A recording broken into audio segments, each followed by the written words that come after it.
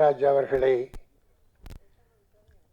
அற்புதமாக வாழ்த்தி வரவேற்ற கவிதா அவர்களுக்கு நன்றி சொல்லி, அதெல்லாம் அப்படியே அவருக்கு பொருந்தும். எதுவுமே பொருந்தாத நான் இடையிலே வந்தேன். இடையிலே உடல் நலம் சரியில்லாத காரணத்தால் நேரத்திற்கும் வரவில்லை, நீண்ட நேரம் பேச முடியாது. ஆனால் தம்பி ஆண்டனி, தம்பி ஜான் மேக்ஸ் மைனா என்கிற ஒரு அற்புதமான படத்தை வெற்றி படமாக்கி சரித்திரம் படைத்தவர், ஒரு நல்ல தயாரிப்பாளர். ஆனால் இதில் ரொம்ப சிரமப்பட்டுட்டார். அதுக்கு நம்முடைய தம்பி ஆண்டனி பேர் உதவியாக இருந்து சினிமாவை வாழ வைக்க வேண்டும் என்பதற்காக தான் செய்கிற அந்த தொழிலையும் பார்த்து கொண்டு சினிமாவுக்கும் முதலீடு பண்ணி டப்பிங் தேட்டர், படங்களை ரிலீஸ் பண்ணுறது போன்ற வேகங்கள் புதுசாக வந்திருக்காரு. அவர் நல்லா இருக்கணும், அவர் போட்ட பணம் திருப்பி கிடைக்கணும், அப்போ தான் பல படங்கள் உருவாகும். ஆகவே அந்த இருவரும் கூட நடித்த அழகிய தமிழ் மகள் ஆண்ட்ரியா,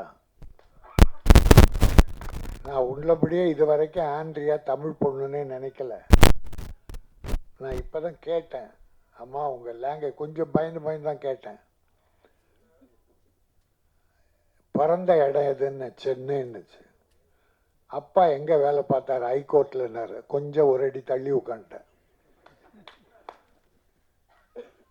தமிழ் நம்முடைய சகோதரிகள், நம்முடைய குழந்தைகள், முதல்ல தமிழுக்கு முக்கியத்துவம் தமிழகத்தில் தர வேண்டும். தமிழில் பஞ்சம் ஹீரோவோ, ஹீரோயினியோ, டைரக்டரோ, டெக்னீஷியன்ஸோ, தயாரிப்பாளரோ பஞ்சம் ஏற்பட்டால் தெலுங்கு, தமிழ், மலையாளம் எடுக்கலாம், எல்லாம் நம்ம சகோதரர்கள் தான்.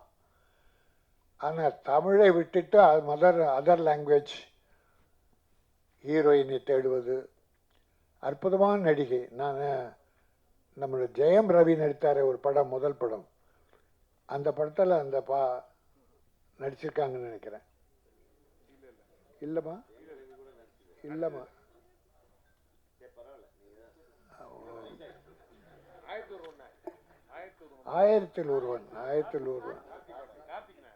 கார்த்திக் ஹீரோ. ஆமாம் இந்த ரெண்டு ஹீரோயினில் ஒரு ஹீரோயினி. மகிழ்ச்சி. நிறைய படம் பண்ணோம். நீங்கள் எல்லாருக்கும் நல்ல ஒத்துழைப்பு தரணும். பணத்தை செகண்டரியாக வச்சுங்க, சம்பாரிச்சிக்கலாம், எப்போ வேணால் சம்பாரிச்சிக்கலாம். ப்ரொடியூசருடைய சிரமம் அறிந்து, ஆனால் ப்ரொடியூசரும் உழைக்கிறவங்களுக்கு யாருக்கும் துரோகம் பண்ணக்கூடாது. இப்போ கூட நேற்று எனக்கு ஒரு ரெக்வஸ்ட் வந்தது. ஒருத்தர் சம்பந்தம் இல்லாமல் கலைஞர் நூற்றாண்டு விழா சிறப்பாக நடைபெற்றது, அற்புதமாக நடைபெற்றது. 1-2 குறை. முதல்ல சிதம்பரம் ஸ்டேடியத்திலிருந்து ஒரு சில காரணங்களால் ரேஸ் கோர்ஸ் மைதானத்துக்கு மாற்றினது. ஒரு வார காலத்துக்குள்ள அந்த அரேஞ்ச்மெண்ட்ஸை மாற்றி செய்கிறதுக்கே பெரிய சிரமம். அது தயாரிப்பாளர் சங்கம் தலைமையேற்று, டைரக்டர் யூனியன் பொறுப்பேற்று ரொம்ப சிரமப்பட்டு எல்லாரும் ஒத்துழைச்சாங்க.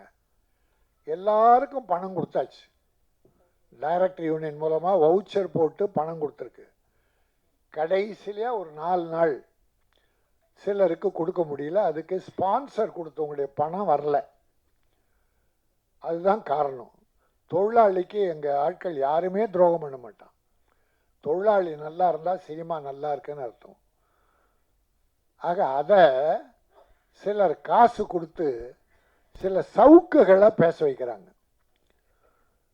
இந்த ஷவுக்குன்னு ஒன்றுமே தெரியாது, ஆனால் எல்லாம் உலகமே தெரிஞ்ச மாதிரி, அவர் தான் புரோக்கர் வேலை பார்த்து பணம் வாங்கி கொடுத்தா மாதிரி, அவர் கண்டபடி இந்த விழாவை டாக்டர் கலைஞர் அவர்களுக்கு தமிழ் திரையுலகம் நன்றி கடன் பட்டிருக்கிறது.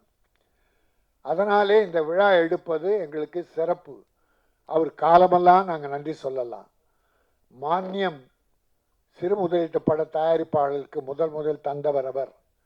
100 ஏக்கர் நிலத்தை பையனூரில் எல்லா கலைஞர்களுக்கும், திரையுலகம், சின்னத்திரை, பெரிய திரை எல்லாருக்கும் ஒதுக்கி தந்தவர், கேட்ட போதெல்லாம் உதவி செய்தவர். அவருக்கு தமிழ் திரையுலக நன்றி கடனோடு ஒரு நல்ல மனசோடு செய்தோம். அன்னைக்கு மழை வேற, பல சிரமங்களுக்கிடையே அற்புதமாக பண்ணால் யாருக்கிட்டே கூலி வாங்கிட்டு ரொம்ப தவறா. அது மட்டும் இல்லைங்க, தமிழகத்து முதல்வர் மு.க. ஸ்டாலின் தளபதி அவர்களை தமிழக மக்கள் தேர்ந்தெடுத்து ஒரு நல்லாட்சி நடக்குது.